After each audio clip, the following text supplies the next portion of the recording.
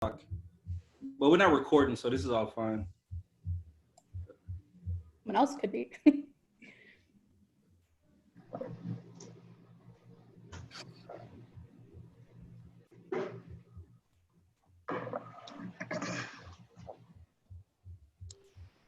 All right, hey everybody, we see we just opened this up. So thank you all for joining. We're gonna get a few more people up on the panel and then we'll get started. But thank you all for joining. Just looking for a few people. Oh, there she go.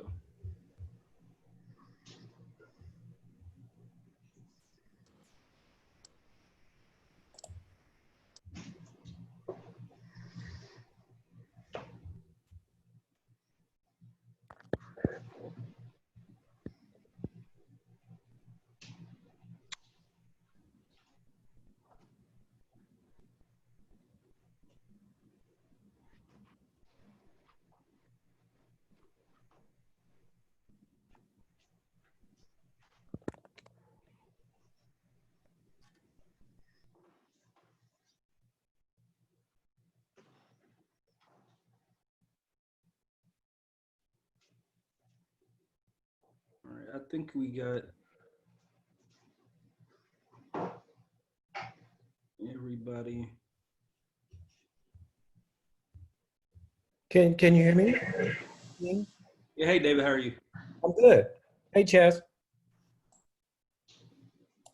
Hey David, do you have a camera? I do. Is it not turned on? We do not see your amazing face. Oh, because it's not amazing. But thank you. That was very kind. Let me see what's going on. Okay, so I've got the. There we go. There we go. Okay. There we go. Okay. Cool. Thank you. Thank you. You bet. Right, so I think we'll get started and we will add people as they pop up and pop in. Let me do this.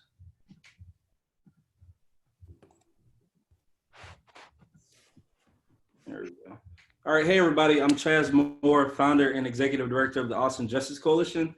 First of all, just thank you all for being here. I know everybody is zoomed out at this point. We have been in a role of Zoom, which just talks about how before its time that song was, but you know, here we are.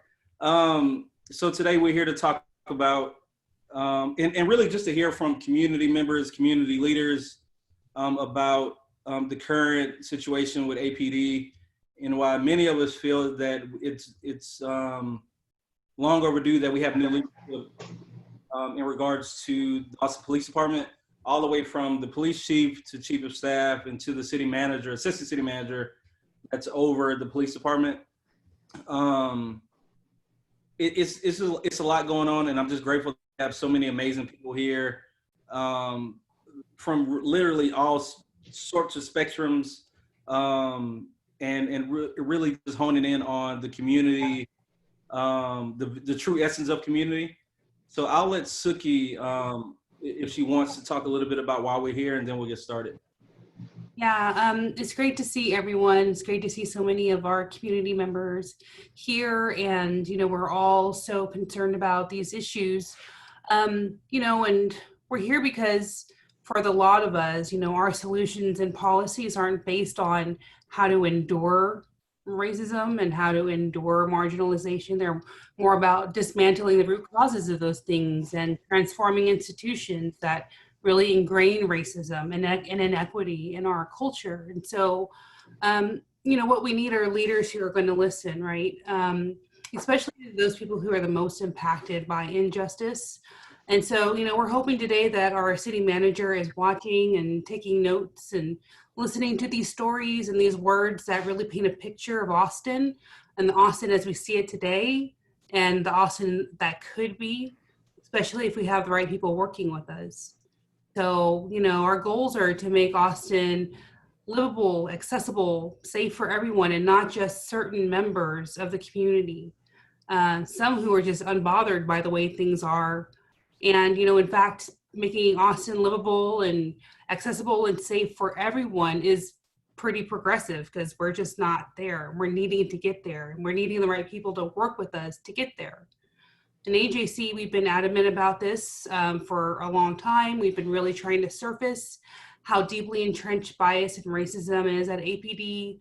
We've been pressing oversight, accountability, and transparency, and adamantly trying to narrow the scope of policing and incarceration. And at this point, folks can be either they're willfully blind to racism at the police department, and also to the obvious conclusion that when racism and control aren't at the heart of policing, that we can really diminish what policing is.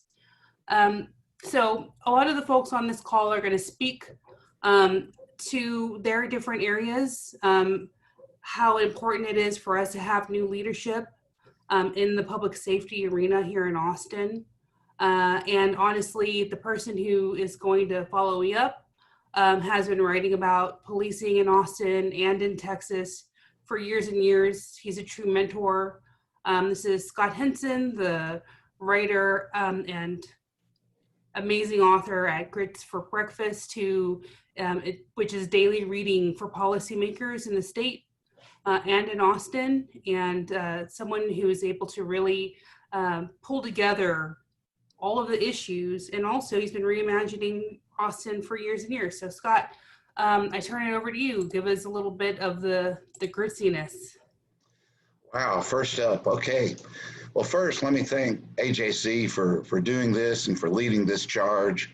To me, we really have reached a pivotal moment. I think the Mike Ramos shooting brought so many things up that we've seen over and over, and now we've seen that it's just not going to change under the current leadership. Not only is it not changing, it's getting worse. And for me, that's where we've reached the moment that, okay, Chief Manley, Ray Ariano, the leadership of the public safety areas in Austin really need to go. I didn't realize I was going to go first. I was going to hone in on a few narrow things. And so just to talk about those, since it's what I was prepared for. For me, in the past 6 months, we've hit a tipping point where it really is time for us to just wipe the slate clean and start over. I remember 6 months or so ago, a bunch of us were sitting in me and Madre's restaurant back when you could sit in restaurants.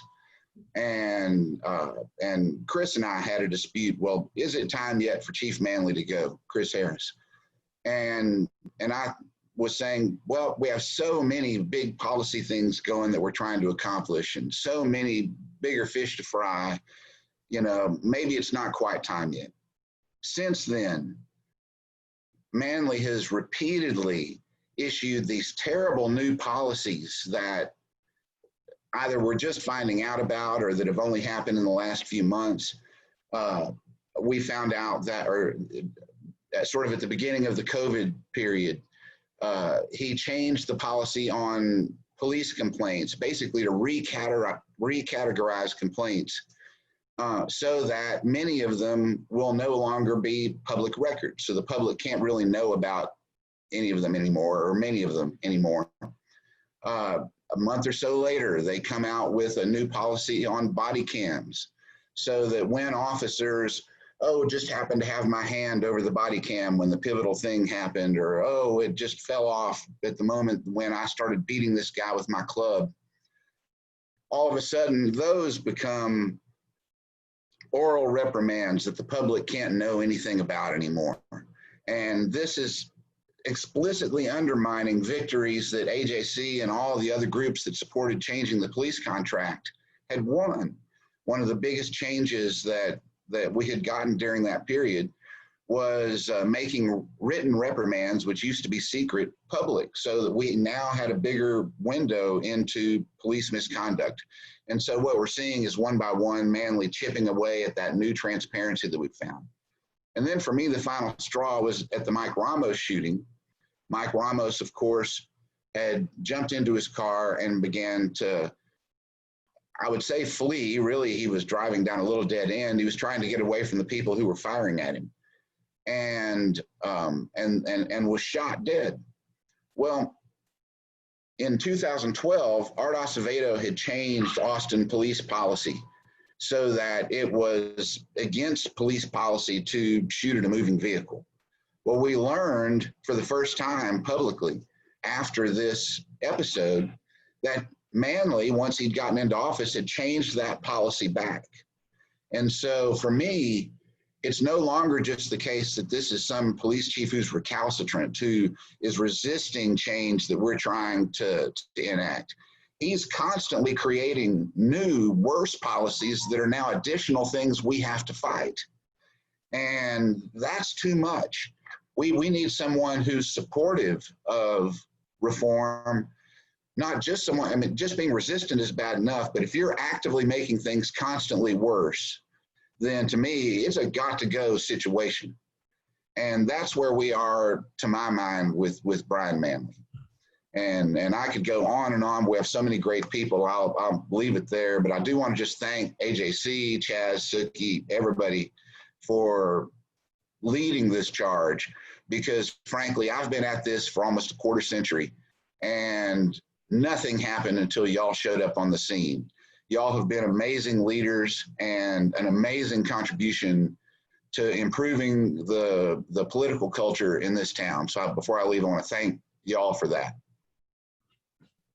Thanks, Scott. All very, very useful. You know, in this time when we're facing this global crisis, and then, you know, to be constantly having to deal with all of these changes that are happening when we're not around, we're not there, we're not present, we're not being called about changes that are being made, even though we are very much involved in criminal justice as professionals, as people who deeply care about our community. And, you know, the good thing about this call, and you're right, we could all speak at length, but the nice thing about this is that we have so many people, as you said, and we have these different perspectives, and it really does paint a picture of Austin from these different disciplines. So I think we should hear from David King, if you'd like to provide some different perspective on this as well. Thank you, David.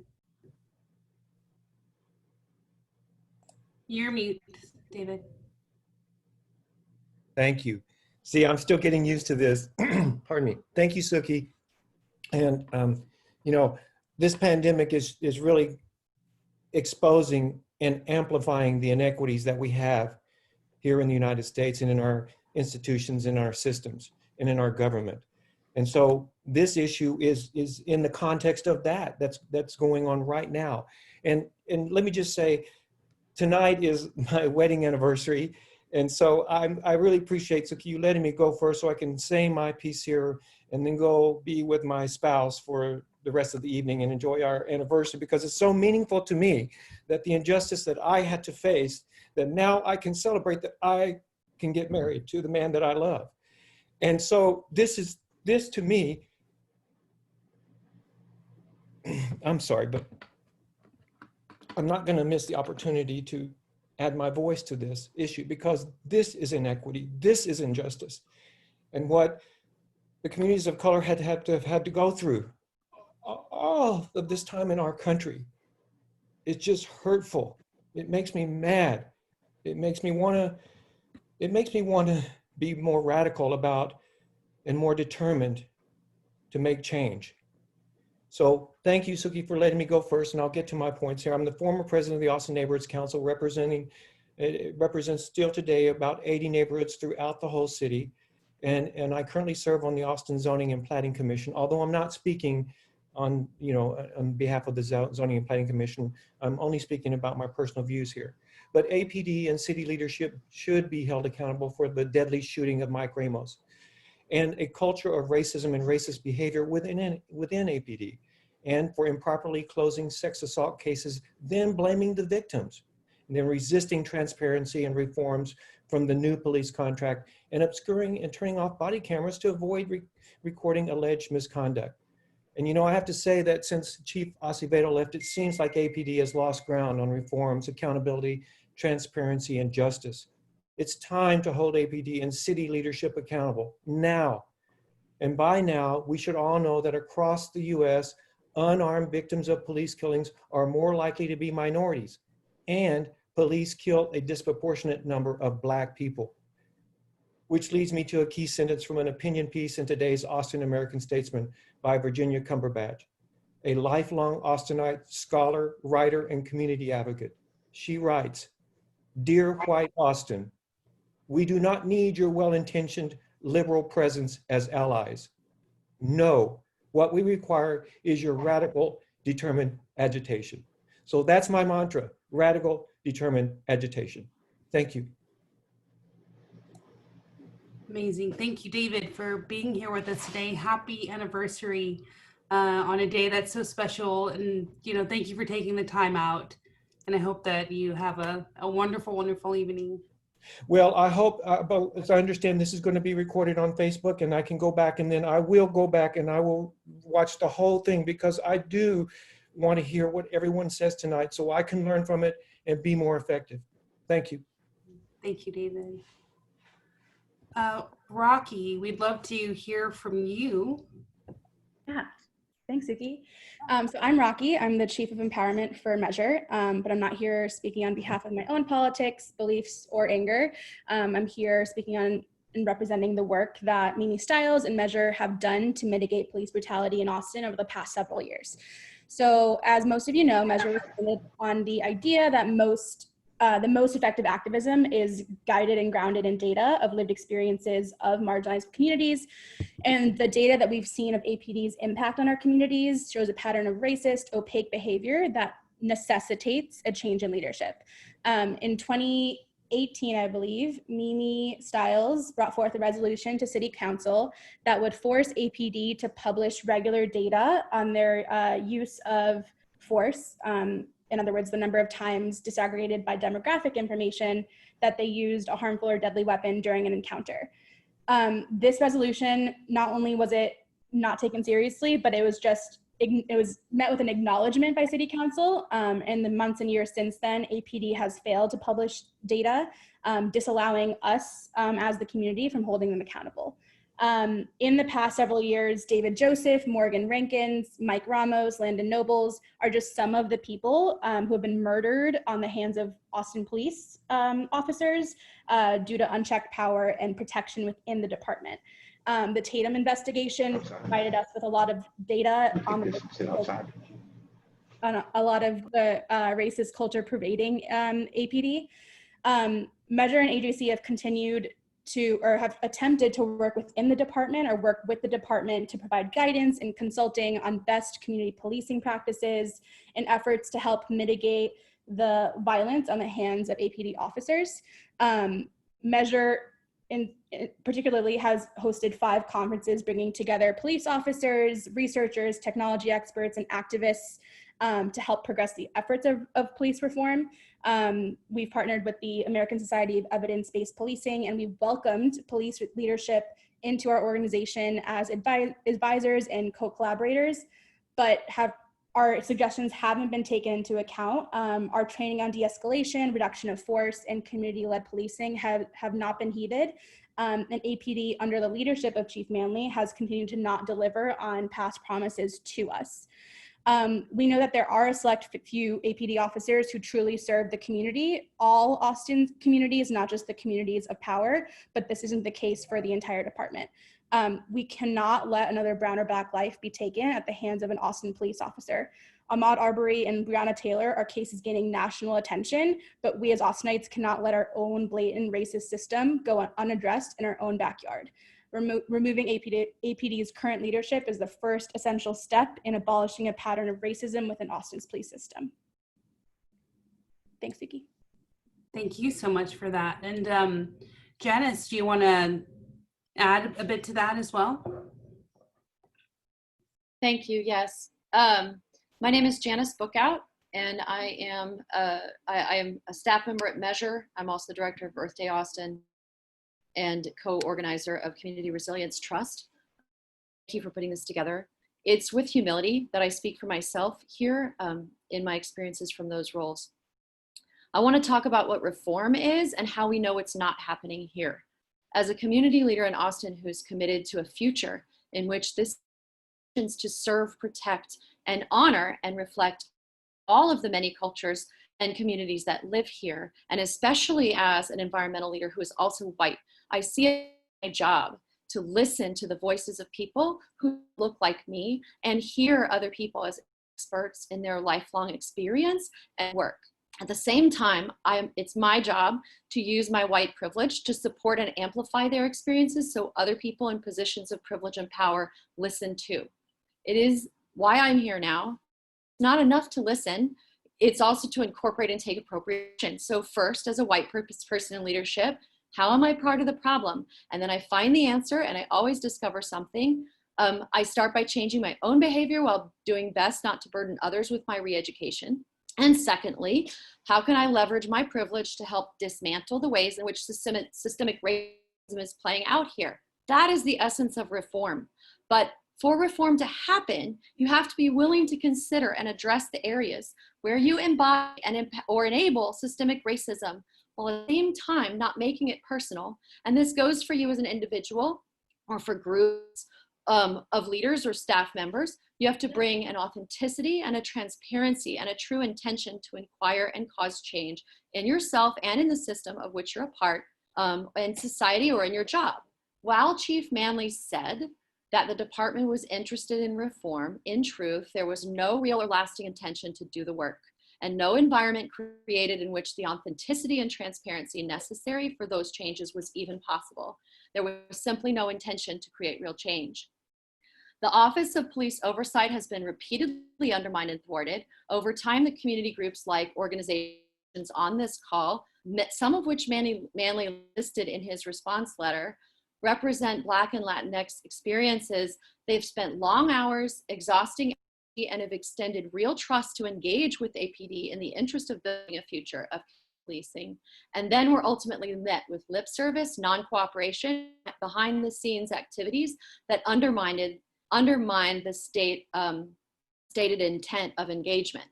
Meanwhile, as recent reports make clear, blatant racism and homophobia were being tolerated, known violations enabled to continue without reproach. They covered this up by hiding the evidence, and virtually everyone interviewed feared retaliation. Meanwhile, officers continued to be trained without de-escalation as part of the use of force training process. This is the condition in which Michael Ramos, an unarmed man with his hands up, was shot by an officer 3 months out of the academy, and when fearing his trying to drive away, was killed by another officer who had less than a year ago already killed a man with a mental health crisis instead of using de-escalation strategies. Michael Ramos is certainly not the first, and if we don't take action now, he will not be the last. It is enough. APD has guns they can at any person and be believed. Be the ones asked to be patient when they're not willing to even de-escalate a situation with an unarmed man with his hands up. If Chief Manley and key executive staff have persistently demonstrated enabling the conditions that led to Michael Ramos's death, then we should no longer enable them to continue in their roles. And I want to just say one more thing. My job here, my life is mostly facilitation and event planning, as opposed to activism, although I do some. That's why it's important to hear my voice too, because this should bother all of us in every role. Right now, if I don't speak up, I perpetuate the problem. In this case, toleration becomes promotion. And if the voices that are loud right now, it's because we haven't been heard. So listen, hear the truth, the experience, and the evidence, and most importantly, take action. Thank you very much for allowing me to speak. Thank you, Janis. Really all well said, well done, thank you. Heather, we would love to get some perspective from you in your role and with your organization about this as well, if you would. Hi, Heather. Yes, hi there. Hi, everyone. Thank you so much for the opportunity, and Sukyi for your leadership and the whole Austin Justice Coalition team. I'm really grateful to be working with y'all in not only on marijuana policy, which I want to touch on today, but the broader scope of justice in Austin, in police accountability in Austin, something that seems like it's a generational fight, continuing to push for what should be sensible reforms that could be made to make sure that our community has trust in the people that are in a position to serve and protect us. So thank you again for your leadership. And, you know, I've served in several different roles as far as an activist in Austin. I currently do serve on the board with Just Liberty. I'm also with Texans for Accountable Government, who's long been an ally with police accountability in Austin, and now currently serving as the director of Texans for Responsible Marijuana Policy. And, you know, we've been working for decriminalization and medical cannabis at the state level. And, you know, what we see time and again is law enforcement officers at the Capitol working against the interests of the people. Meanwhile, when we come to the Austin City Council and pass a resolution, we have them telling us that we can't do anything here until we pass something at the state level.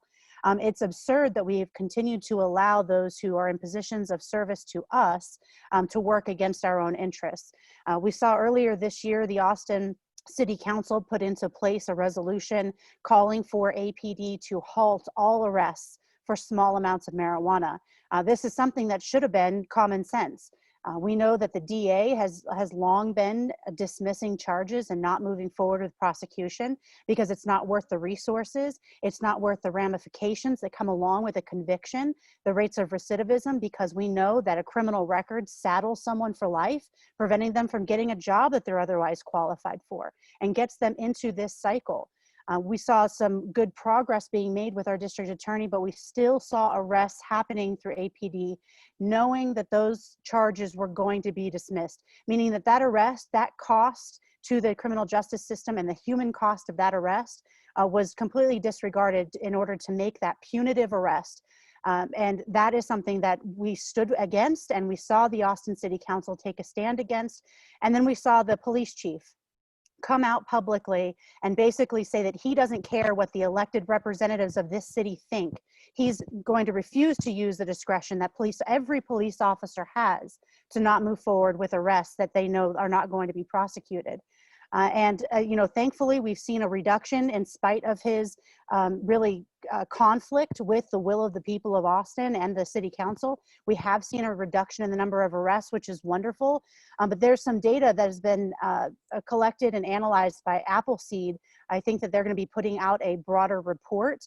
But some of the things that we learned is that there are currently at least 3 people in jail right now for only a small amount of marijuana charge.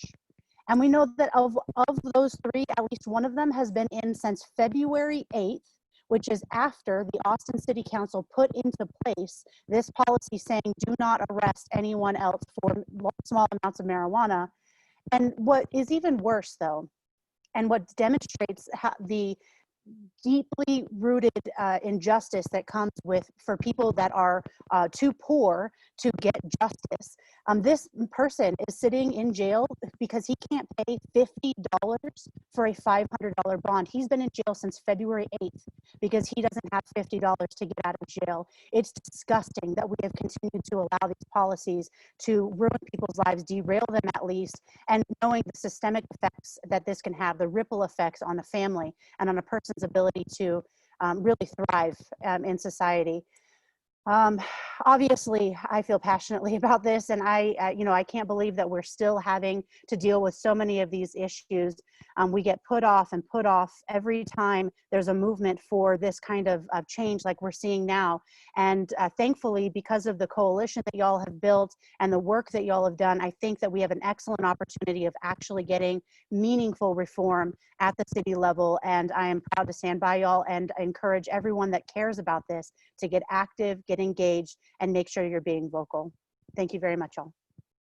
Thanks, Heather. And I appreciate everything you said. I appreciate your optimism. I agree. I think that it's a good time for it. And I feel like we've kind of wasted the last couple of years. So I think that we're ready to work with someone who will really work with all of us. There's a huge group of people here with so much work to do. So thank you for that. Seneca, speaking about someone with a lot of work, let's hear from you next, please.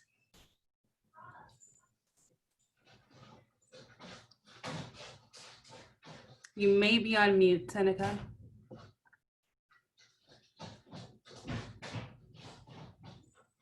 All right, we will come back to you. Let's see, we have,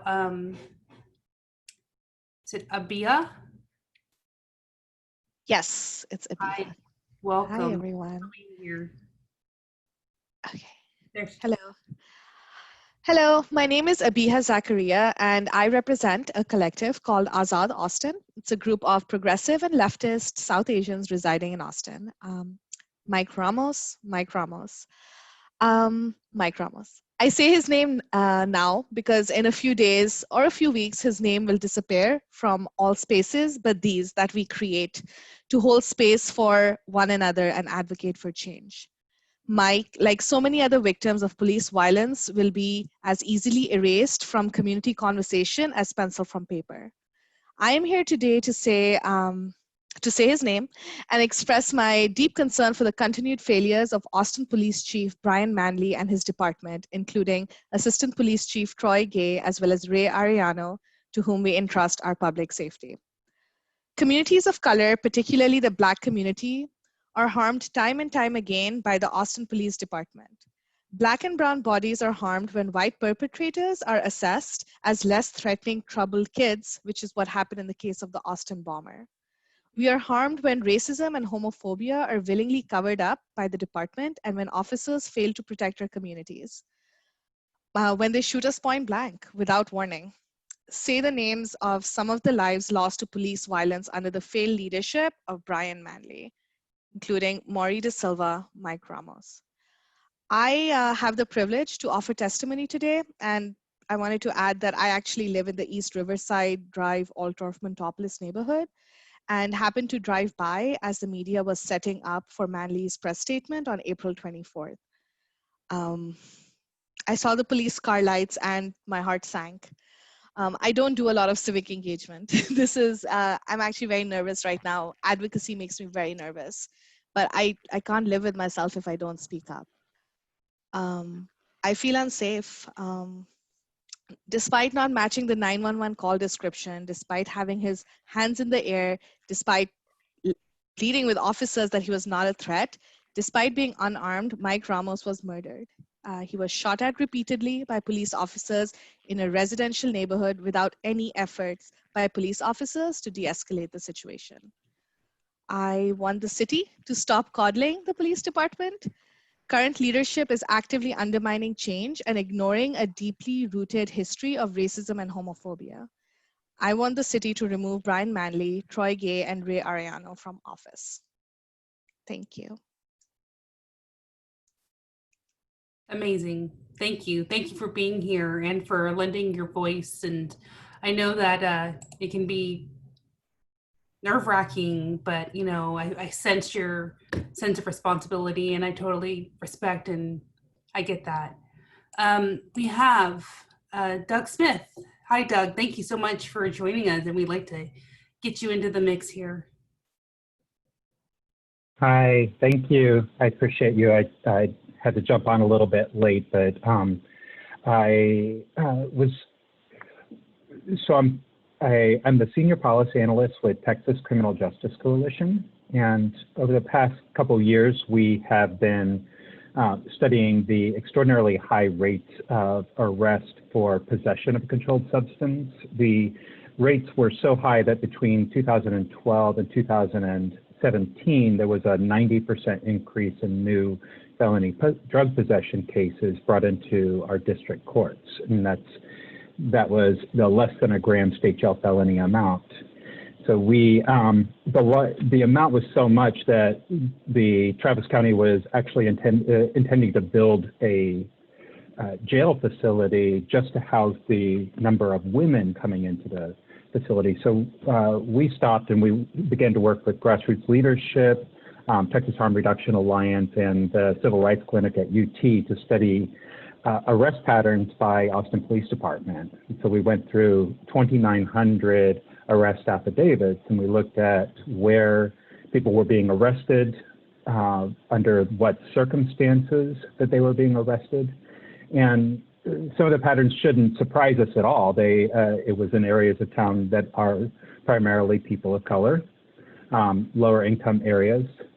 But the one pattern that was the most alarming was the circumstances why people were being arrested. And by and large, more than 50% of the cases were as the result of a traffic stop. People were being stopped for some type of pretextual reason, either failure to signal, no registration, and they were, and then the police officer found some reason to look into the vehicle, like I smell marijuana or something like that. We actually sent teams out on ride-alongs with the police officers, and some of them referred to their job as hunting criminals. One of the police officers actually took the time to show one of our volunteers his hunting rifle that he kept in the back of his car. And what they did mostly through the day was run plates.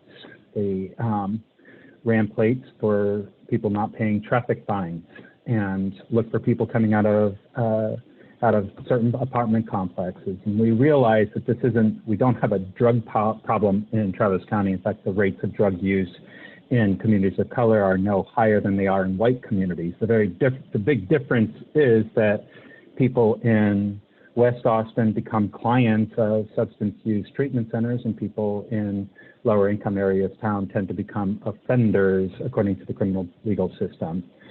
So we realize that this isn't about drug prevalence. It's not about us needing to find some level of diversion. It's about over-policing. We've got too many officers. They're saturating communities and making communities feel like they're an occupying force, and they're actually doing harm to the community.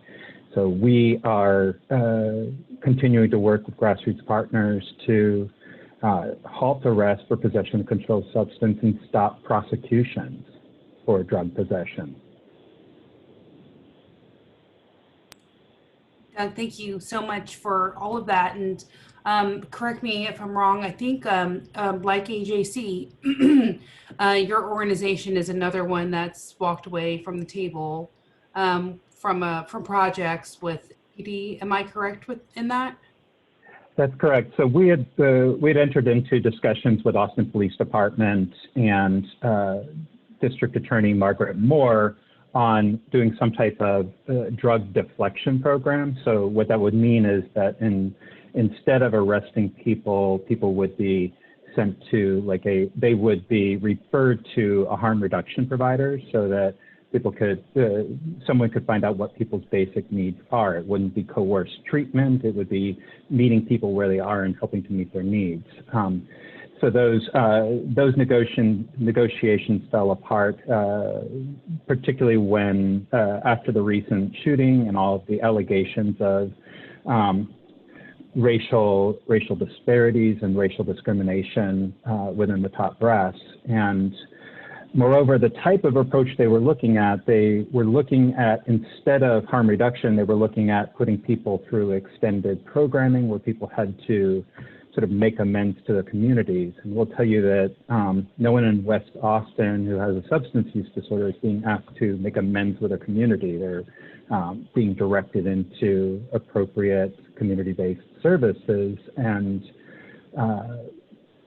so that it's just completely inappropriate. So they weren't willing to make the change and be harm reduction oriented. And quite frankly, the root of the issue is police saturation, over policing. There's if police wants to be true partners in the community, then they're going to be targeted, and we're going to have fewer police officers, and we're going to build up our system of harm reduction and economic development within our communities. We don't need more police. We need more people thriving in our communities. Thank you for that extra information into where y'all were, and how important it is for community to have a voice at these tables, whether we're directly impacted, victim survivors, credible messengers. So there's a wealth of information and insight from the community that we have to offer, and that we will offer with the right people who will work in good faith with us, right? And speaking of a victim-centered form of justice, I'd like to bring in Amanda Lewis, who has a lot to offer in that realm as well. All right, well, I'll try. Thank you, Sukyi. I'll try to keep it short. My name is Amanda Lewis. I am one of the co-founders of the Survivor Justice Project. I sit on the Commission for Women and have for the last 5 years, and I work for the Texas Association Against Sexual Assault, and I definitely want to speak from my truth and my experience. I have been working with the city on sexual assault system accountability issues for since 2015, 2016, with SJP, along with other community partners. And, you know, when we first got started, we were looking at a tremendous mismanagement of sexual assault kits or rape kits. So a large backlog, about 4,000 kits, DNA labs closed, all these issues, not only significant for survivors hoping for accountability and justice, but also just for the larger community that depends on that evidence and depends on it being done right. Since then, you know, it's been a challenge working within the city. We've been successful in some ways, but not without consistent pushback from APD. Of course, Chief Manley at the time was Chief of Staff, and he had an opportunity when he became the Chief of Police to try to actually listen to the voices of survivors and advocates and say, okay, you know, I didn't do this, I inherited this. How do we get to the bottom? Let me listen to my community. And I think instead of doing that, he has taken every opportunity to be defensive, double down on previous mistakes, to shift blame. I would call it victim blaming. When you say it's really the survivors not reporting or not wanting to go forward, that's the cause of the problem. That's not the case. You know, and I'm a military girl, and we have this belief about leadership that, you know, good leaders take accountability and responsibility. It stops with you. And he consistently wants to push that blame around, right? And that kind of leadership is not a leadership. That's not a leader that can be honest and open about the changes that need to be made in his department, whether it's the sex crimes unit or other units, right? So, you know, we have been fighting for accountability and transparency within APD. We have, you know, pushed for an evaluation of the sex crimes unit so we can understand the issues that are coming up for survivors as they move through that system. And at every turn, we've gotten pushback from the Chief of Police, and we've gotten pushback from Ray Ariano, who has made it his goal to make sure that there's an appearance of community participation, but not actual participation. And so, you know, I think the question that I have for our leadership and why we need another leader is, you know, who are we protecting? Who gets to be safe? This is one of the safest cities in America, but who gets to be safe? If it's not, you can't take the voices of victims seriously, and you can't, and Black and brown folks are in danger of murder. That's a question that I would have for our leaders, and I think that answer leads us to the need for new leadership. Thanks. Thank you. We have another person who can speak from a different but connected area. Sonja Burns, can you enlighten us, please?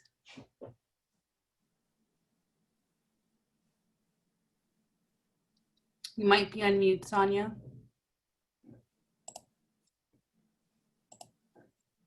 All right, no problem. We will come back to you. Let's see. All right. Oh, Sonja, you there? Is it working? It is working. Sorry. Just had to put my other call on hold. Can you all see me? I don't know if my camera's working. No, we cannot. Okay, now. Okay. And I'm so sorry. I'm in the middle of another call too, and I'm trying to help a mentally ill person in jail. So that is where I'm coming from. I am concerned because there was a lot of push for community input in how we were designing the mental health response. After the Meadows report showed how many calls are coming through 911, requesting APD regarding a mental health call.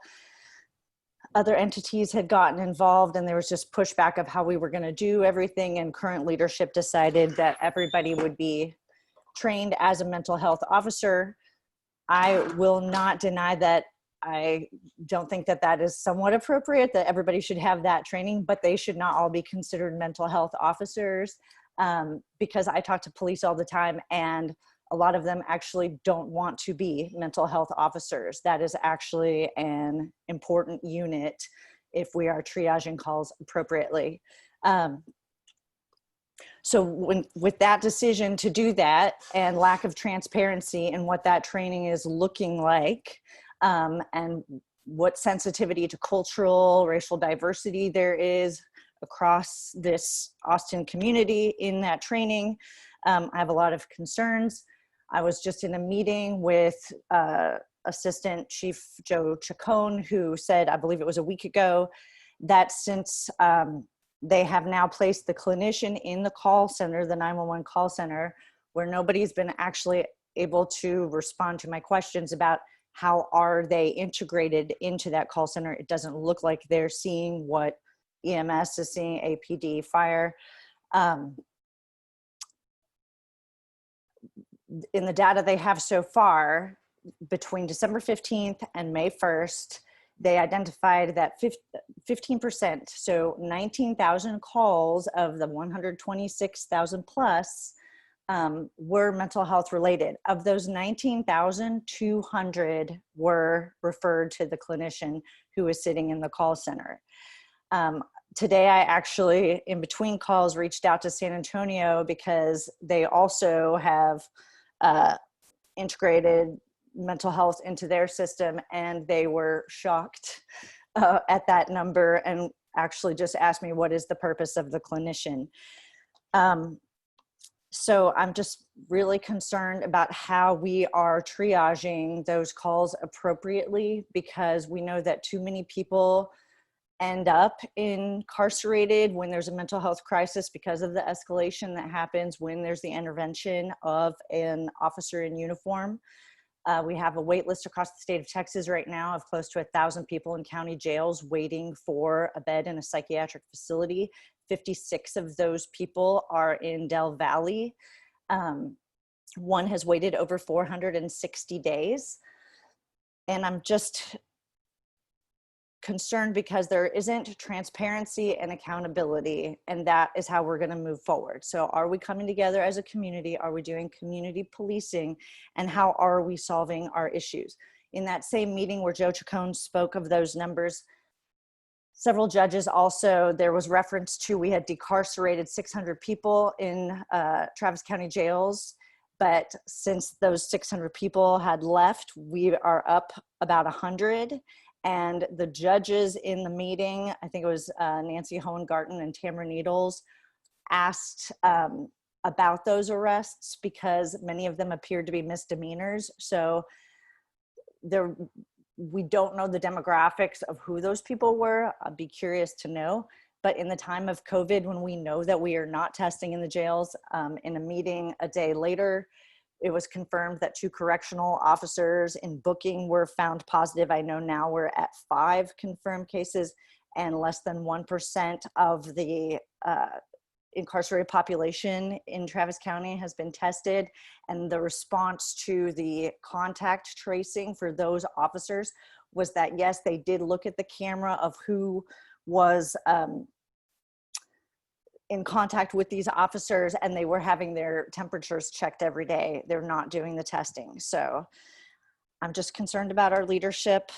And I think that we need to get to a place, especially with the Office of Police Oversight, we cannot be silencing. We cannot have people suggest that there's community involvement and then have communities say we didn't get to partake in what this looks like. And I'm really sorry, because I know I should have been more specific, but I have to jump on this call again. No, thank you so much, Sonia. It really helps us to know what's happening in the mental health arena as well, and how important that is. And, you know, it's another area that people might not think about when they think about policing. We do. we know, but I think it's really helpful for the sake of educating a broader community about the implications of leadership and how necessary it is to find new leadership. So thank you for that. Thank you. Yeah, thank you. All right, Miss Sue, are you ready? It says connecting to audio, but I'm going to see if you're on. All right, we will come back. All right, Abby, we'd love to hear you. Thank you so much, Sukyi. I'm just gonna move you over so it actually looks like I'm looking into the camera and not off to the side. Well, first, I want to thank you all for being here. Thank you, Austin Justice Coalition. I am coming as a concerned citizen here in Austin. I'm just going to quickly give my background. I work now as a litigation paralegal for a local law firm here in Austin. When I first moved to Austin, I worked for the city of Austin in the warrant department as a clerk. And shortly after that, I worked for Texas Rio Grande Legal Aid. So I've been well aware of the issues that Austin APD has. In fact, I moved here in 2012, trying to escape the same sort of dynamic in San Antonio where I went to college, where I was actually beat up by police officers. So to have what happened here in Austin was incredibly disheartening, mainly because we do operate under this guise of being the most liberal city in Austin, when in reality we are just as damaged as the smaller towns, if not more, because we have more money, more resources that are being misappropriated. So in 2018, my therapist, who is still my therapist today, called APD to do a wellness check on me in my home. They came to my house and instead of, just to kind of wrap this up, instead of them taking me somewhere, Shoal Creek, for instance, they treated me as if I was a criminal. We talked, a lot of people have talked about the lack of training, the de-escalation tactics, which are, let's be real, there are no de-escalation tactics, which is why we see the issues happening that we see now. So these cops come, they first of all didn't know where that they were supposed to be taking me. They had no idea where Shoal Creek was. They took me out of my home, no shoes. I wasn't a threat. Nothing about the situation was threatening. My therapist simply called for a wellness check. And they treated me as if they were intervening a crime. I was pulled out of my home, no underwear, no shorts, a shirt that was just below my bottom, you know? And instead of, we just start driving, right? And I'm handcuffed. We go to the prisoner ward of the Dell Children's Center that is built downtown, or the Dell Seton, rather. And they have me out there with handcuffs, and they're just like, we have this girl here. And the nursing staff is like, well, is she a prisoner? And they were just like, yeah. And they literally dropped me off and left. That turned, and I immediately, and throughout the entire time, was saying and kept reasserting the fact that A, I'm not a criminal, and everything that they were doing was incorrect. So even if they had an inkling like, oh, this is the right answer, they knew. I was telling them, the staff at the hospital, they were telling them, right? So they end up bringing me into this hospital ward, locking me to a chair that people that receive the death penalty get. So I'm strapped at my arm, at my feet, at my neck. 4 grown men are holding me forcibly, and I'm repeatedly saying, I shouldn't be here. I'm not on medication. I don't know why you guys are trying to administer medication. And it just turned into a volatile assault that was incredibly traumatic. You know, I ended up being there for almost, 12, 14 hours. It was devastating. It was devastating. And there was no accountability for the police. And what I really want to stress is the demonization of minorities and mental illness in our society, but especially in Austin, I feel very uncomfortable being vulnerable with this part of myself because I'm actively in the community working as a paralegal, and mental illness is seen as something that is something other than what it is. I am a functioning adult. I should never be treated as less than, and neither should anyone suffering, right? They were sent there to help me. And that's what police are supposed to do, to serve the community. And we right now have police officers that have no incentive and no desire to do that. I've called police. I live now in a very heavily minority area. I would like to call it the Mecca of Austin. I've called police officers and had them come to my house and tell me that I should have called them before and treated me as if I was the criminal in reporting a crime. And I've just had an incredibly terrible experience with police. And I think it is a true testament as to the inequalities that exist in Austin, are perpetuated in Austin, have always existed in Austin, and that we choose to ignore on a regular basis. When we walk around and we see homeless people that are all black and brown, when we make up the smallest percentage of people here, that's devastating in a city that claims to be the most liberal in Texas and the head of philanthropy in our state. So I just wanted to stress that we really need to change in APD leadership. We really need someone who's going to hold these officers accountable regardless. It's not about having officers if the officers aren't doing their job. And that's one thing we really need to hold them to the fire about. If we have officers who are saying that they don't want to work with mental health people, then you can't be an officer. That's like a teacher saying, oh, I only want to work with really, really smart kids. I'm sorry, that's part of the job.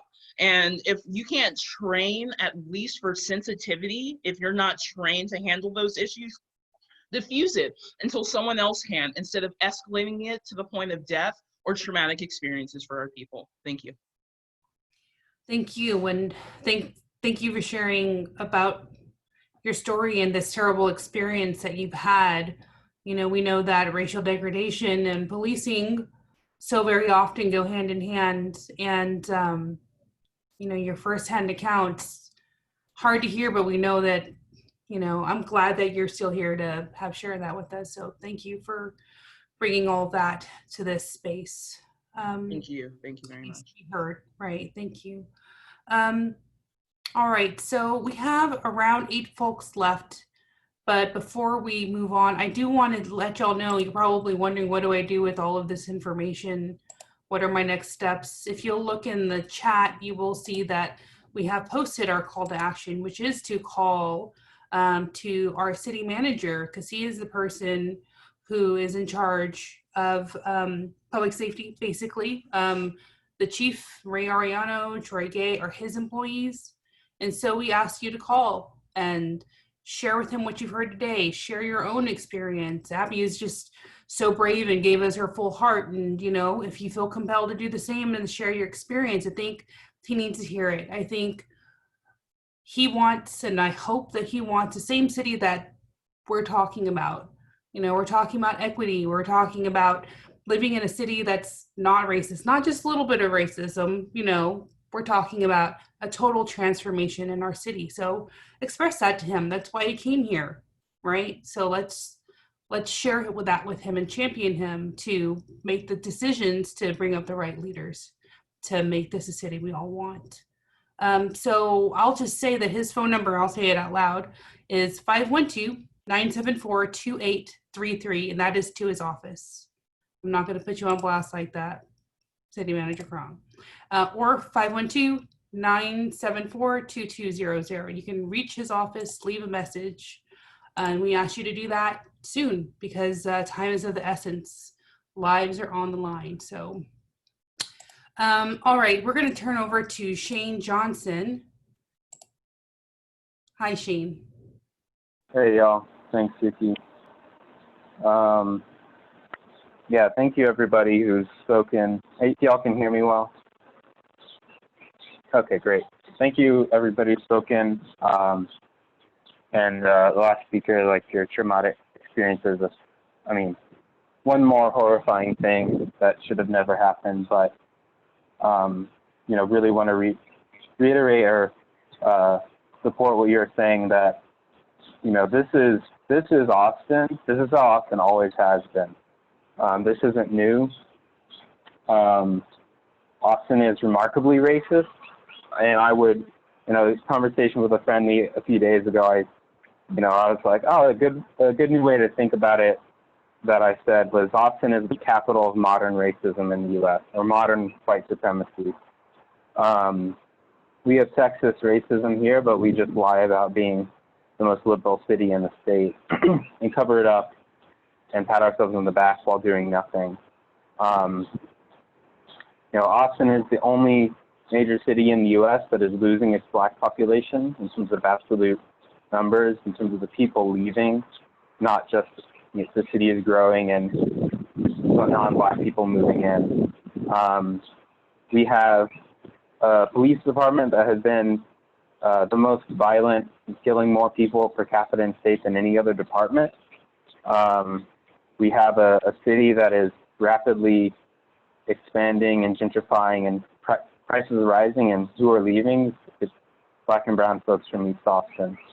And many people don't know this, but in the part of, you know, or as I was saying, white supremacy culture, this is what the U.S. is. It's woven into the fabric of the U.S. since the beginning of this country, and that same thing for Austin.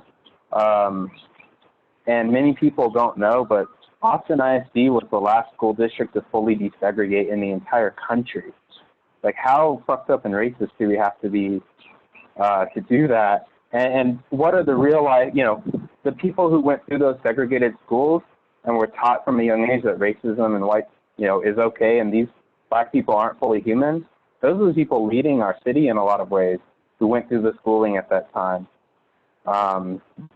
So I want to make sure we're grounded in that reality. And, you know, I gotten a lot better at public speaking, but I'm somebody who has neuropsychological disabilities. I have a severe anxiety disorder. And so, you know, I really wanted people to kind of connect to, like, we're all human beings. We physically feel this. Like, I feel my intestines are tied up in a knot, or somebody's kind of pushing on my chest right now, just knowing about all of this.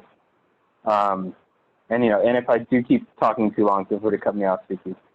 But this is about changing culture. And we have to change culture in the city, the state, the country, because our whole country is white supremacist. But we're focusing on what we can do and where we're physically at in our city, geographically in our city. And, you know, like so many things Scott said, you know, the police, the chief changing policy so they can shoot at moving vehicles and gun down people again, hiding complaints essentially from the Office of Police Oversight. This is any single one, and then covering up from the sex crimes unit and faking to clearing sex crimes. Any of these things should have gotten the leadership fired, but it shows the strength of the white supremacy in our culture and our city that same leadership is still in charge. And this, you know, we had our historic contract fight, and we were for the first time in history, City of Austin AJC led an effort that defeated the police contract and got a city council vote against that. And at that time, Chief Manley testified saying that this is not a system problem, this is an individual problem. He literally said that. He essentially said, this is bad cops. And then once he, you know, did that well enough to get city council looking the other direction, he changed the system to empower bad cops, to empower white supremacy, and to reward cops who are brutalizing and murdering Black people. And we just can't let this stand, and we're not, enough is enough, as some people have said. And another thing I want to point out is that, so not only did Chief Manley, change the policy so that Officer Christopher Taylor could murder Mike Ramos a couple weeks ago, this same officer is the man who murdered Dr. Maurice De Silva, a university professor who was in mental health crisis less than a year ago, last fall. Why is an officer, he shouldn't have been allowed to shoot at him, but since he was, since officers are, why was the same officer allowed to be on the scene, not de-escalate, doesn't even know how to de-escalate, pulls out his rifle, and like the guy at Texas Criminal Justice Coalition said, he pulled out his rifle to hunt a Black man. That's what he did. And that's okay in the culture of the department in our city. Culture change is really hard psychologically. It's hard for people. Like I've actually heard psychologists say it's traumatic to change your culture. And we need to understand that. We need to admit that and recognize how hard it is, and as a crucial piece to being able to change that culture. So I'll just finish off by saying, hiring Manley and keeping him in charge, as far as my understanding goes, Manley has been at APD for most or all of his career.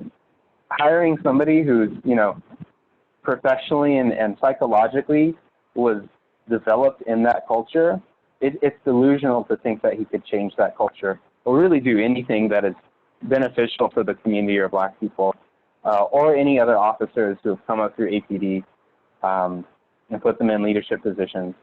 And they aren't training, like others said, on de-escalation. That's absurd. That alone should get the chief fired. So I just want to articulate all of these things, and racism and white supremacy, this is visceral. This is bones breaking and people's lives being ended and cut short. So we need to really get in touch with that and be honest with ourselves. The last thing, and I didn't say this a moment ago, but I had actually been in mental health crisis in fall of 2016. I did an extra semester, so it was right before I graduated. I was the first person in my family to graduate from college, and there were several days in which I literally was thinking, do I call the police or do I call 911? I wouldn't directly call the police intentionally. Do I call 911 on myself so I can get the medical help that I need? And I know now that, this was before the mental health first response that City Council passed last fall to try to stop APD murdering people in mental health crisis. I would have been murdered in 2016, right before I graduated, if I had, tried to seek the medical help that I needed. And so, I know a lot of folks on this call and in the panelists, so I hope we all are really, and this really gets the City Council and the City Manager and conveys how urgent and visceral and needed these leadership changes are, and that we don't put new officers through this fucked up and brutal academy that academy attendees sued about, literally filed legal suits, and train these new officers to go out, and 3 months out of the academy they shoot the next Mike Ramos with a beanbag gun, that then leads to escalating the situation that a different cop who already killed people before kills a new Black person. So I just want to, I know I was speaking for a while, but thank you for hearing me out, and we're all acknowledging the physical and emotional difficulty of this, and that we're all human. We need to address this with humanity and recognizing our flaws, and that from the top down change needs to be made. Thank you. Thank you. And I think we met our quota for F-bombs. Otherwise, we would have to go to an R rating All right, Madeline, would you please share with us? Yes, you're still there.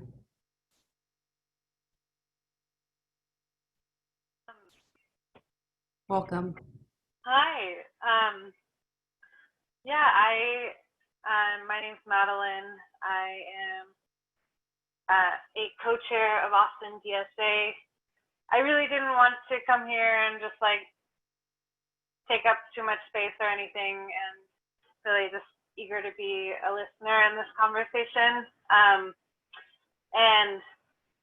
But yeah, just as a socialist organization, we believe that society can look a lot better than it looks today, as an understatement, but especially that the resources and wealth of our world can be used to support people around the world, cover our basic needs.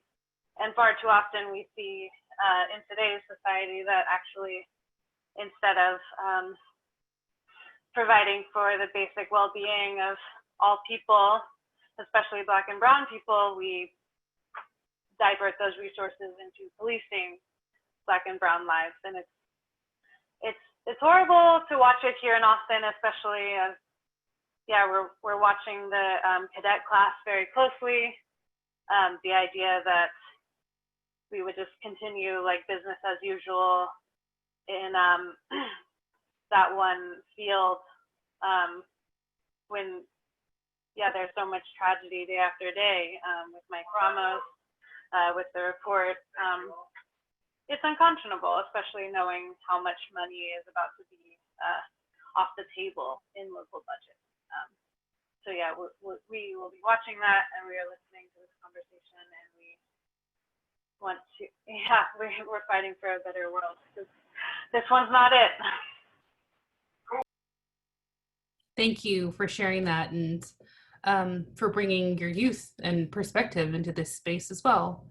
All right, Sarah, welcome. We'd like to hear from you next, please. Sure. Which Sarah?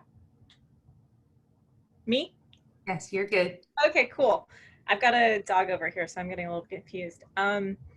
Yeah, so listening to Shane, who's a friend of mine, I have a statement prepared, which I'm going to read here shortly, but also sitting with everything that everyone else has said is really making clear to me, as I've already known, how much white supremacy harms everyone, white folks and people of color, right? And this is a dehumanizing system that needs to be dismantled for everyone. So here's my piece. My name is Sarah Clough. I'm a 12-year resident of Austin, a longtime employee of the University of Texas, a queer white woman with anxiety disorder, and the president of the board of directors of Indivisible Austin. I'm newer to this fight, and I'm honored to be here tonight among such beautiful company in this sacred space. The conclusion of the original Indivisible Guide, the document that sparked the Indivisible movement in 2016, calls upon each of us to make, quote, a commitment to creating a more just society, building local power, and addressing systemic injustice and racism, end quote. This is because the Indivisible movement is committed at its root to building yet unrealized democracy and upholding democratic norms. And what is democracy without constant striving for justice, accountability to all people, and universal equity? Or even more, without deep and authentic reckoning with our collective wrongs? A democracy without these things is worse than nothing. It is an unfulfilled dream. And it's the American reality until now, not just Austin's. This is why I've attempted to collect my words to communicate some sliver of the rage, grief, and passion I still feel at the tragic and needless death of Mike Ramos, and of Morgan Rankin, David Joseph, and many others. Say their names. For the city of Austin to begin to live up to its promise of small d democratic governance, both its residents and its leaders must first acknowledge the systemic violence visited upon its citizens, some much more than others, in the form of racist injustice. We must own our gravest errors, including not just those of the Austin Police Department, and then we must work to repair our institutions, our society, and ourselves.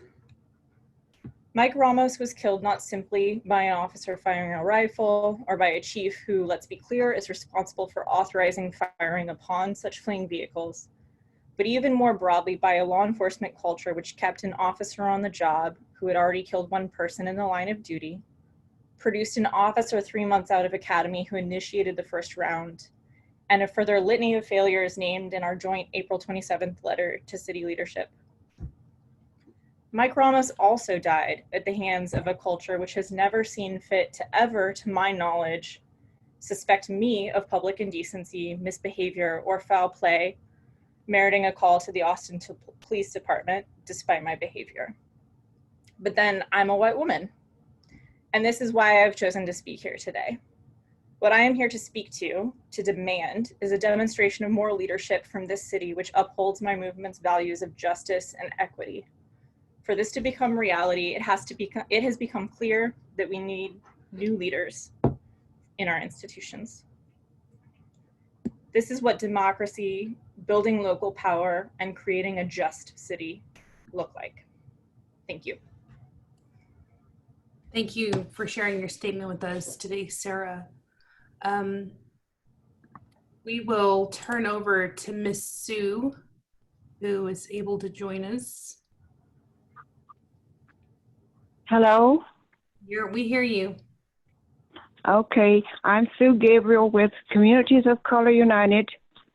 We recognize that APD's problems with racism and targeting people of color did not start with the promotion of Brian Manley. Mike Ramos was only the latest victim.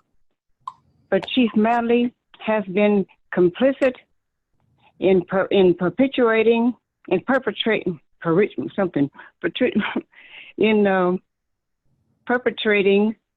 escalating the problem within his department, and we cannot expect any meaningful changes under his leadership. On February 22nd of 2020, when Chief Manley spoke on the panel for race and policing in Austin, which was convened by the Office of Innovation, the Office of Police Oversight, and the Equity Office, it was clear that he had not read the city report that gave the update on APD racial profiling data.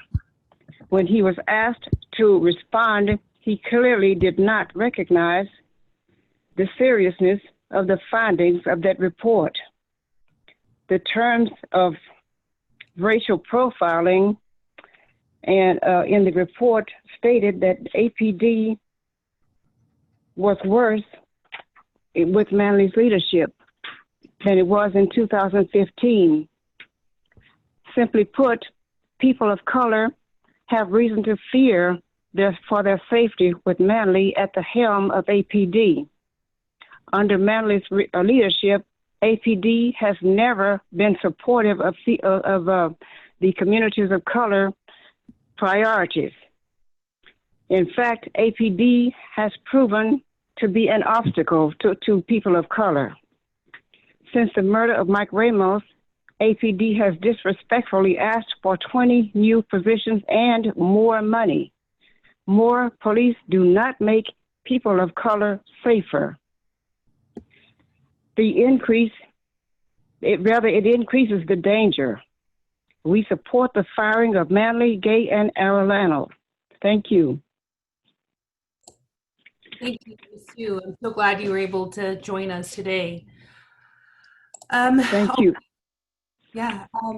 So we have Ms. Juniper next. We'd love to hear from you. Thank you. Thank you, Sukyi. I want to recognize the wisdom and the courage and the hard work of this group tonight. I'm speaking on behalf of Undoing White Supremacy Austin, and I also want to give a shout out to some of our members that are on the call. Sandra, Jim, and particularly you, Christelle. I saw your names in the participants list. We are a group of people of European descent, and our histories have been combined into whiteness to perpetuate the violence of racism. We've been working for about 6 years, and we know that the question that focuses our work is, how am I contributing to racism? And a variation of that question is, how am I signaling to systems and institutions that I am supporting the violence that keeps this racial arrangement in place? As a white person, the value of my home, the value of my neighborhood, my children's education, my health care, and the value of my life are defined by the absence of Black bodies. The grief of Michael Ramos's mother is the cost that is paid so that I don't have to worry about my son when he walks out the door. And all that I have to do to keep this system going is to be silent. All that I have to do to keep this system in place is to pretend like it's Suki's job, it's Chaz's job, it's Nakia's job. It's a problem that belongs to Measure, to AJC, and to CCU. It's long past time to end racism in Austin. It's long past time that we get beyond the idea that this racism is inevitable. The idea that racism is inevitable is an idea that can only flourish within the soil of racism. We are at a crisis moment, and we are at a moment of opportunity. The first essential step to justice and equity in Austin is to fire Police Chief Manley. Manley sits at a cornerstone, a keystone position to uphold racism in Austin. He is a white body. He is a man whose history, whose demeanor, whose work has been perfectly molded so that he can tilt both ways. He can send every single person on his executive team through the Undoing Racism training, and at the same time, the disproportionate arrests of Black bodies in Austin is increasing. He can hire a rainbow-colored management team and support the retirement without investigation of an assistant chief that's guilty of blatant, offensive, racist language. Austin can be a different city. We can have a future that is different than our history. We can have a future where every Black and brown mama feels as confident as I do that the police will not shoot her son. And the very first step that we need to take towards that future is we need to fire Chief Manley.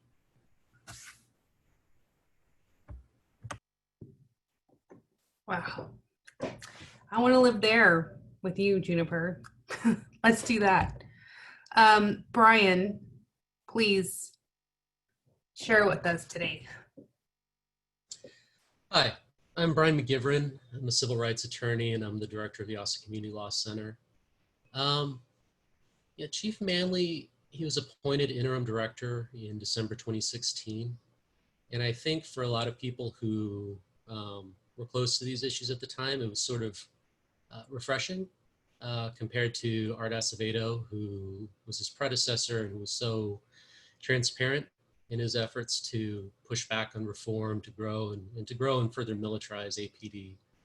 And Manley became the chief in 2018, very shortly after the resolution of the Austin bomber crisis. I think more in gratitude that the experience was over than necessarily merit.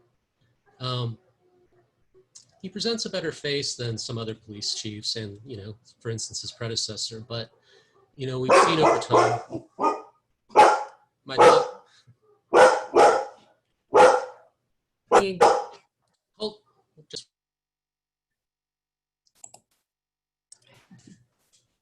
I mean, let me cut to the chase. We've seen him openly oppose important reforms. You know, like how does APD handle complaints of sexual assault?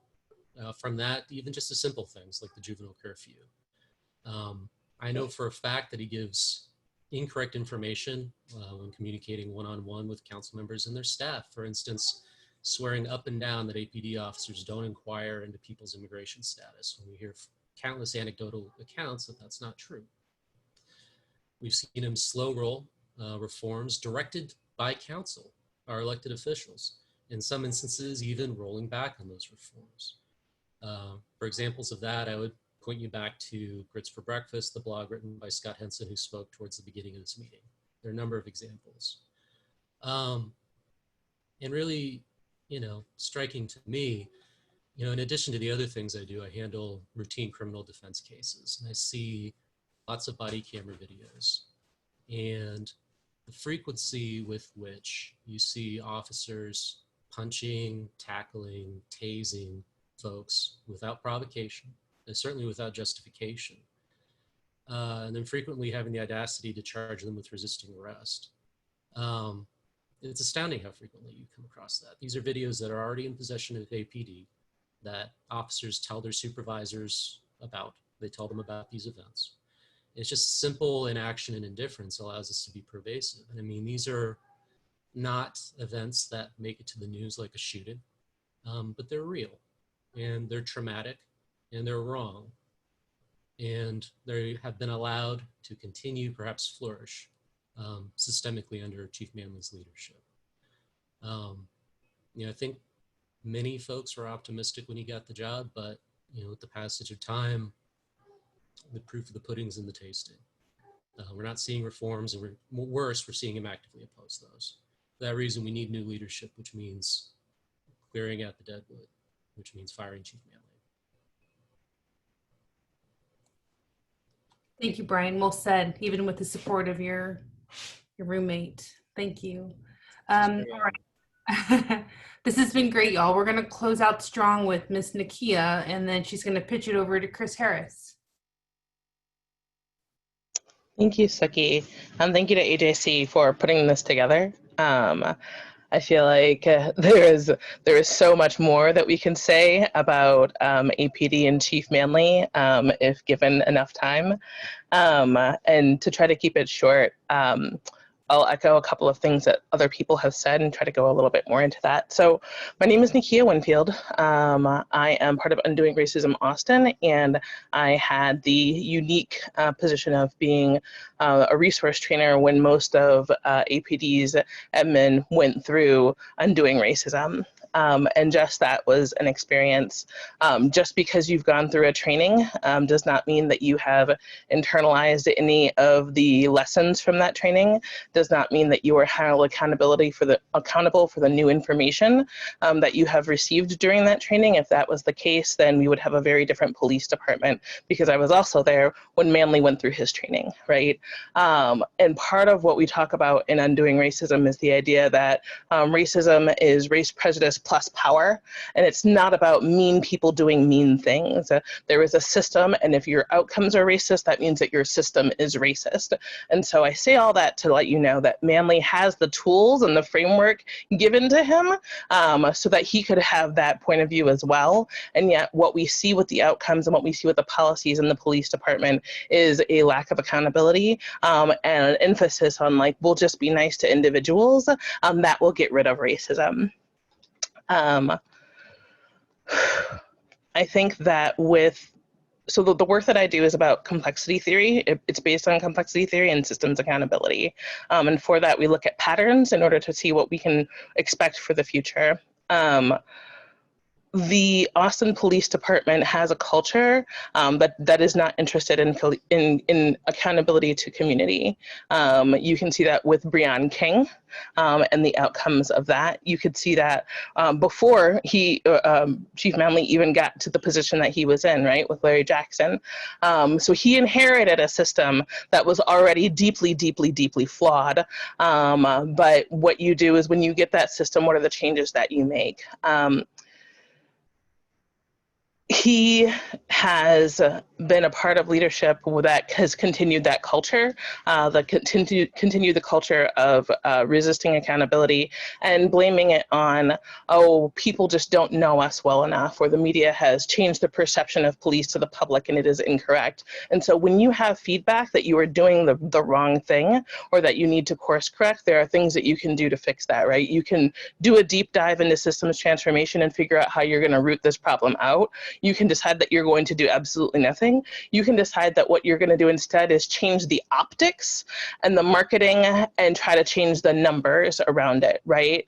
And I think that what we're seeing from the police department is the idea of changing the optics and fudging the numbers, which is why you're going to have policy changes around, like, what do the complaints look like and how are those coded, right? Which is why when you get the racial profiling report, you're going to try to undermine that, right? You're going to be like, oh, that's not what our data really says, right? These are numbers that APD has produced. They use the numbers of APD's own numbers to be able to give them that report and go, these are the outcomes that you're having. And what accountability would look like is go, yes, you're right, those are our outcomes. We need to do some deep diving to figure out what is happening, why this is happening, and how we can change it. And that is not the approach that has been taken.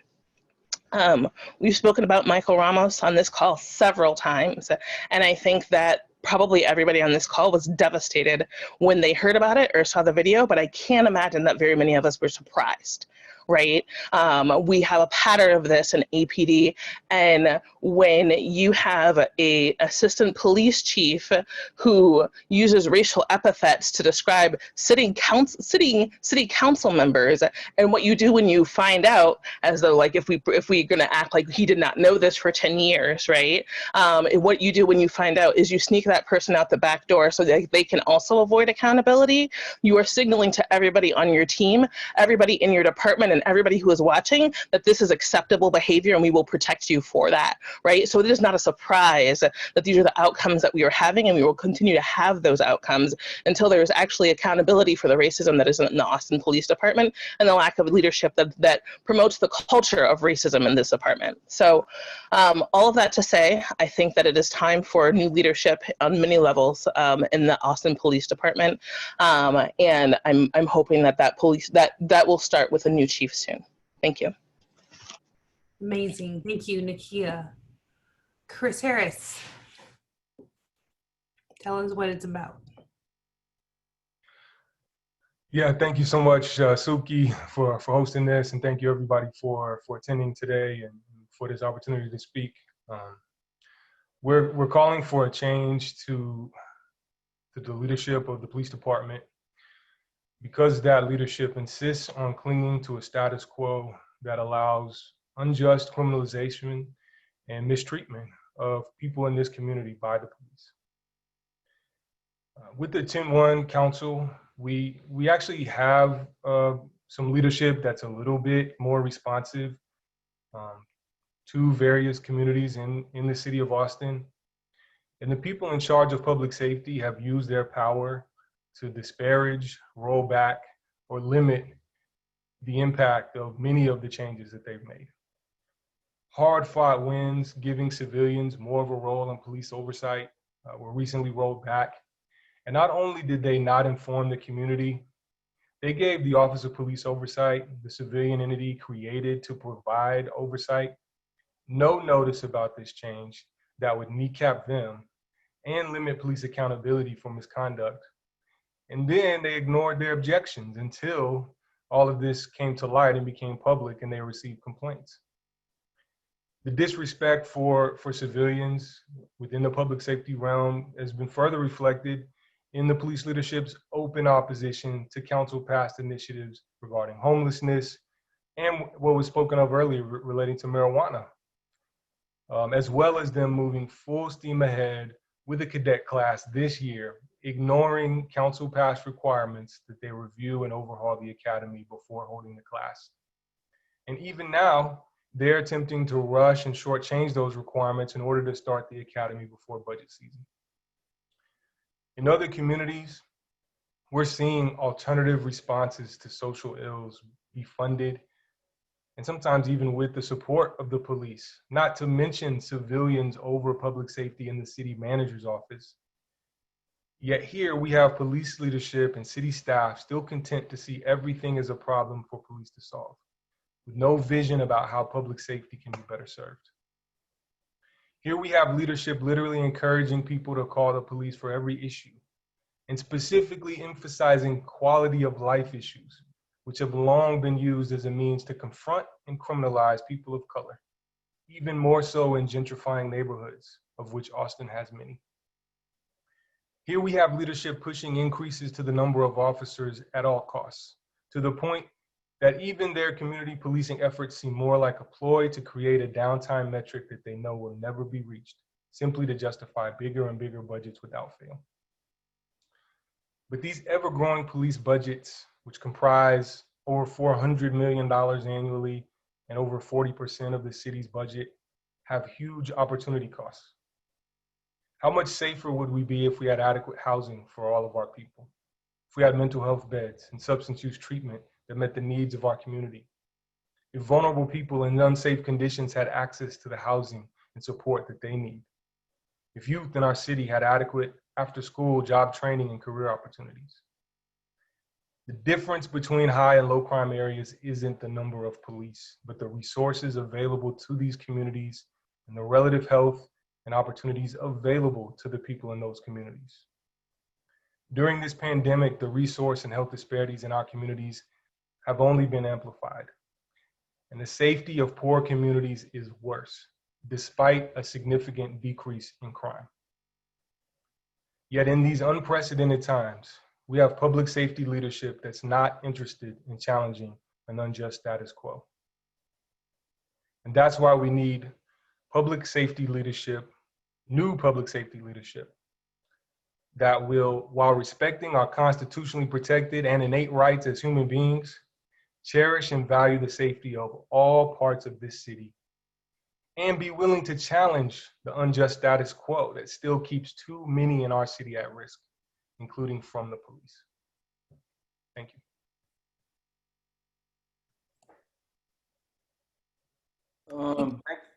Thank you so much, Chris. I don't even know how to follow that. I think that was a great summation of everything that was said and all the amazing things that was said here today. I do want to kind of chime in on something Ms. Sue said. This is nothing personal to Chief Manley. I've said on record a few times here that him personally, I think he's a good guy. I think if you went on vacation for 2 weeks and you needed somebody to water your plants, you call Brian Manley. If you need somebody to walk your dog, if you're getting home late, you call Brian Manley. If you need somebody to, potentially babysit your kids, you call Brian Manley. But if you need someone to lead an institution that is inherently racist, to better and to progressive standards, you don't call Brian Manley. You don't have Chief Gay kind of sustain the culture that we know is prevalent in APD, and you definitely don't have Assistant City Manager Ray Ariano, who's been the common denominator when you look at, Acevedo and Chief Manley. He's been the common denominator in a lot of just the basic content in APD. So again, it's nothing personal, and I have no ill will against any of these guys personally. But when we have people that are in leadership positions, and more so in a leadership position of an institution that is responsible for over-incarceration, responsible for murder of innocent people, responsible for derailing lives and families, we have to have somebody in there that gets that this is not 1960 or 1955 or 18 whatever, when this institution's beginnings as slave patrol, like, we're not there anymore. We're at a point in time where people of all races, as you can see on this phone, this wasn't just Black people, it wasn't just brown people. We had all people from all backgrounds, from all walks of life, calling for a change within the Austin Police Department, because that's where we are in 2020. And I think it's important to note that, because it's a group on Facebook that supports Brian Manley, and literally 100% of those people are Anglo-Saxon of European descent, which I think, that's a huge detail to underline in this whole debate. It's only one group of people in particular, and one class of people in particular that feel safe under this leadership. So with that, we really encourage people to call city manager Spencer Cronk. And I do want to correct the number. I gave Sukyi a fax number earlier, but that number is 512-974-2200, 2200. And don't let us speak for you, right? You have a voice, and we're just a community group that fights the good fight and things that we believe in. But we know that the people that are watching this, the people that will watch this, have a voice. And if you agree with us and you have your own experience or perspective, we highly encourage you to reach out to Spencer Cronk. Again, that number is 512-974-2200. And then beyond that, I think we have to also keep in mind that budget season is right around the corner. We don't know how long this process is going to play out as far as hearing the community's cry for new leadership. But we do know, and I can guarantee you that the Austin Police Department is going to come and ask for millions of dollars so they can keep doing a subpar job. They're going to come ask for millions of dollars right after the killing of Mike Ramos. They're going to come for millions of dollars right on the heels of a report that literally said they were everything, including homophobic and racist. They're going to ask for millions of dollars as we come through a pandemic where we just witnessed that Austin Public Health is underfunded. But they're going to ask for more money so they can keep doing this subpar job, I would say below subpar job, that they've been doing for such a long time. So even if you don't want to join us in getting somebody fired, respect to that. But if you have any decency for human life and quality of life for your counterparts that don't look like you, and you really think there are alternatives to policing, I would highly suggest and urge you to call city council and just ask about the budget process and let them know that, instead of putting millions of dollars, which we already do year in and year out, into the police department, how about we reinvest some of that money into Austin Public Health? Or how about we reinvest some of that money into parks and public community spaces, things that we know for a fact that data has proven if we improve these things, we get better quality of life outcomes for communities that have been left in the margins. And last thing, I would also encourage you to call your city council member. They really are not, by charter, they're not allowed to weigh in on personnel decisions made by the city manager, but they can talk to the city manager about his role in all of this, right? So if the city council feels the same way we feel, and I can't speak for them, but I imagine they do, because they are passing ordinances that speak to the progressive nature of our city, and the police chief is coming out merely seconds after and saying, you know what, to hell with that. I'm going to do it this way because this is the way we've been doing it. So I will reach out to city council and let them know, hey, we really think that Chief Manley is not, upholding the virtues and statutes of what Austin claims to be, and we should do something about that. So again, this is not a Austin Justice Coalition thing. I thank everybody that thanked us, but this is a community thing, and we're a community group. And I'm so thankful that we have our white allies, not even allies, co-conspirators that really get how deep white supremacy and oppression is in this country. And the only way we can do that is we tackle things head on. I also want to thank people like Doug Smith and all the groups that literally walked away from the table in light of all the report and the shooting of Mike Ramos. Because to me, as a Black person, that says that they cherish my life.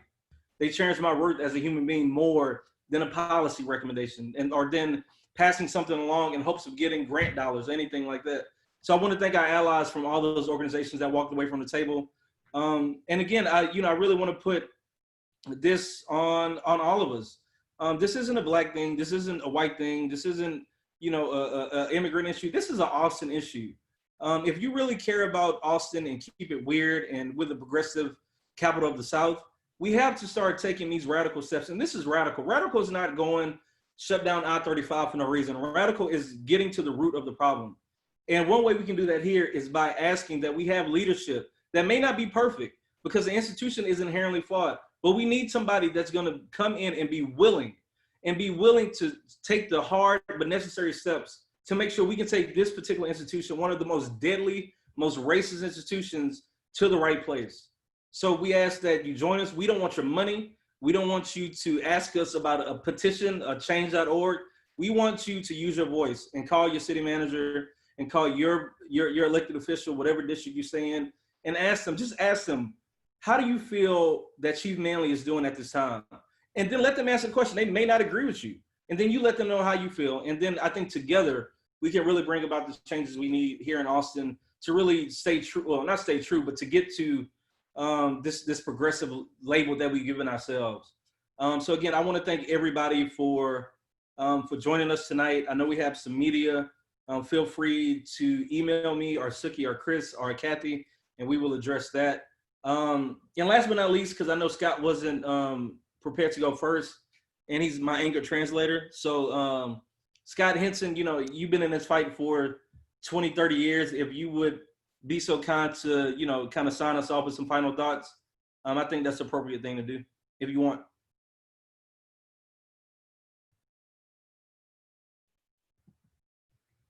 You did. The anger translator has not used Zoom before. I think actually that y'all have done a great job, and I think the anger has been adequately transmitted in this case. But like I said when we started all this, I've been at this trying to reform the Austin Police Department now for 25 years. February 1995 was the episode that got me into all this. And I have never felt more hopeful about the real possibility for change than I do right now. The leadership of the Austin Justice Coalition and the coalition of groups that have sort of come together around the agenda that y'all have put forward has made me optimistic for really the first time. And I know that, I said earlier that Chief Manley has all of a sudden started taking us backward, but that can be reversed. What can't be reversed is the momentum that y'all have begun. And I know from hearing the amazing array of voices on this call that momentum is going to continue. So just keep fighting the good fight. Call the city manager, call your city council members, and let's get these guys out of here. With that, I just want to thank the panel. Everybody, let's wave. I think we can all see the gallery view. All right.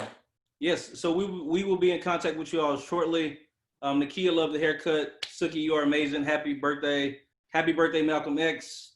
To our allies and co-conspirators, keep doing that hard work. Black women are amazing. Black people are dope. Austin will be what we want it to be if we continue to have these type of conversations and fight the good fight. Love you all. Peace and solidarity. Have a good night.